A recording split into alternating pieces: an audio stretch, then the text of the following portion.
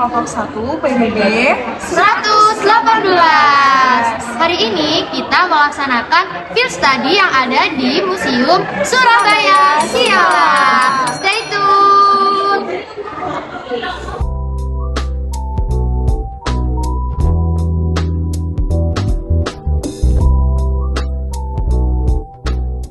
Nah, di sini menjelaskan Surabaya pada masa abad ke-11 sampai ke-17. Nah, di bagian sini juga ada menjelaskan tentang abad ke-10, abad ke-15, dan juga abad ke-16.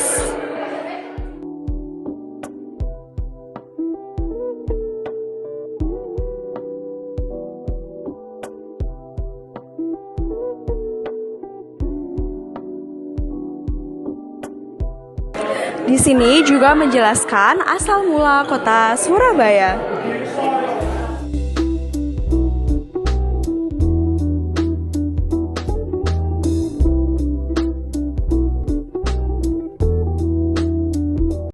Jadi pada awal bagian museum ini dijelaskan bagaimana Surabaya bermula dari kawasan sungai dengan Kalimas sebagai pusat kehidupan masyarakat pada masa itu. Dari sungai inilah peradaban Surabaya tumbuh dan berkembang menjadi kota perdagangan yang penting. Sejarah juga mencatat perlawanan Raden Wijaya terhadap pasukan Mongol pada 31 Mei 1293 menjadi awal lahirnya kota Surabaya yang kita kenal sekarang ini. Bahkan di Museum Surabaya ini juga dijelaskan peradaban Surabaya mulai dari yang tadi kekuasaan Majapahit hingga pertempuran Surabaya dalam melawan Kerajaan Mataram.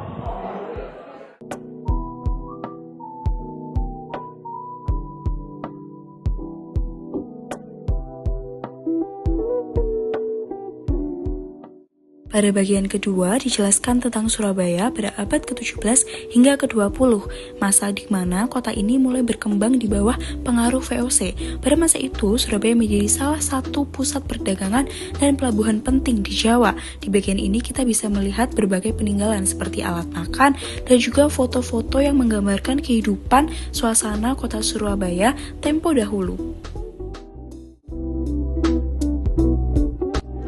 Nah, di museum ini juga dijelaskan tentang bentuk dan juga tata letak kota Surabaya loh guys. Ternyata bentuk dan tata letak kota Surabaya itu mengikuti Sungai Kalimas loh.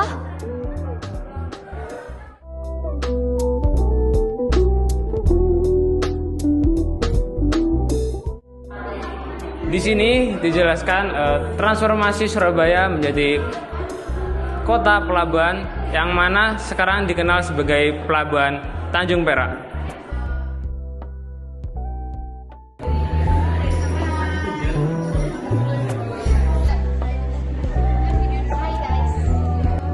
Dijelaskan pula bagaimana lahirnya sistem pemerintahan kota Surabaya di era Hindia Belanda. Pada bagian ini kita bisa mengerti bagaimana lahirnya sistem pemerintahan kota Surabaya. Lalu terdapat juga meja kerja yang digunakan di Balai Kota Surabaya pada zaman kolonial. Pada bagian ketiga menjelaskan ketika Surabaya berada di bawah pemerintahan militer Jepang. Di sini terdapat berbagai foto dan penjelasan tentang kehidupan masyarakat saat itu, serta beberapa benda bersejarah seperti seragam tentara dan pakaian berwarna coklat yang digunakan oleh pasukan Jepang. Bagian 4 pada museum ini menjelaskan Surabaya setelah masa proklamasi. Nah, selanjutnya ada lini masa moda transportasi umum mulai dari masa Belanda sampai masa sekarang. Nah, contohnya ada becak siang dan becak malam yang menyimpan fakta unik loh. Becak siang berwarna biru untuk menyerupai awan yang ada di siang hari, sedangkan putih untuk menerangi pada malam hari. Selanjutnya, di sini juga terdapat beberapa mobil-mobil kuno pada masa lampau. Selain transportasi, terdapat juga pameran mengenai baju pernikahan. Nah, dari berbagai macam makanan yang ada di kota Surabaya, ini membuktikan bahwa kota Surabaya menyimpan segudang budaya dan juga kearifan lokal yang sampai sekarang masih bertahan loh guys.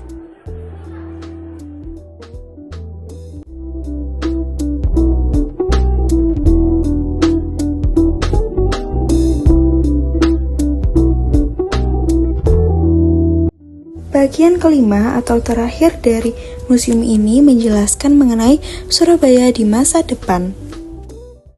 Ditampilkan pula Wali Kota Surabaya mulai tahun 1916 hingga saat ini.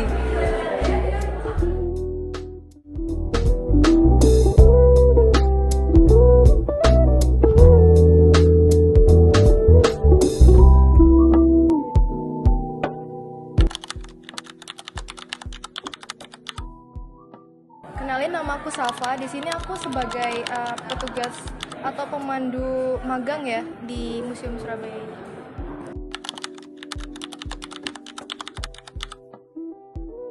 Kalau aku sih sekitar bulan September kemarin. Gitu.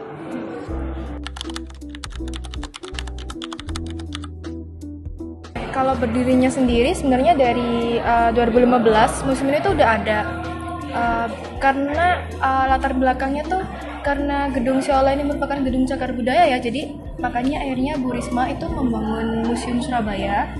Mengingat juga Surabaya itu punya histori yang panjang banget, jadi dibangunlah Museum Surabaya yang pada awalnya itu cuma sekedar foto-foto doang sama nunjukin pajangan-pajangan kayak transportasi dan lain-lain aja, sama baju-baju tradisional sama kayak baju-baju profesi gitu, cuma gitu aja gitu.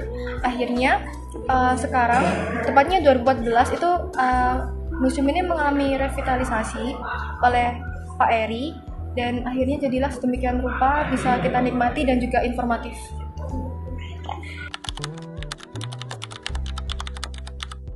Oke, kalau menurut aku yang paling menarik ya itu meja kerja yang ada di zona 2. Jadi meja kerja di Balai Kota pada saat pemerintahan Hindia Belanda pada saat itu. Kenapa kok menarik? Karena menurut aku desainnya pada saat itu sangat amat kalau yang kakak tahu biasanya tuh desk atau laci-laci kan ada di bagian belakang ya.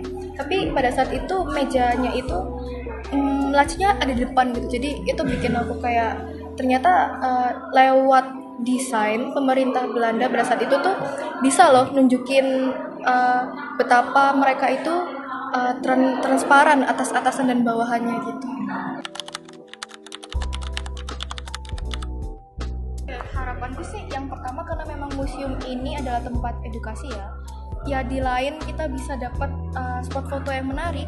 Aku berharap teman-teman bisa tahu nih dan banyak belajar lewat museum ini. Jadi kita nggak ngelupain siapa diri kita sendiri, siapa identitas kita, dan juga melestarikan kebudayaan kita sendiri.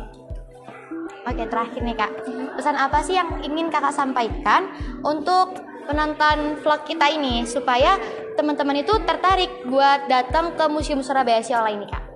Yang pertama adalah teman-teman harus kesini karena HTM-nya masih gratis. Jadi kalau kalian bingung masalah HTM, di sini gratis, kalian tinggal regis terus masuk. Setelah itu kalian juga bisa dapat spot foto dan sekalian belajar. Jadi kalian bisa sekali dayungan 2-3 pulau terlampaui. Makasih banyak ya Kak, sangat-sangat informatif dan sangat membantu kita. Maaf ya mengambil waktunya. Terima kasih Kak.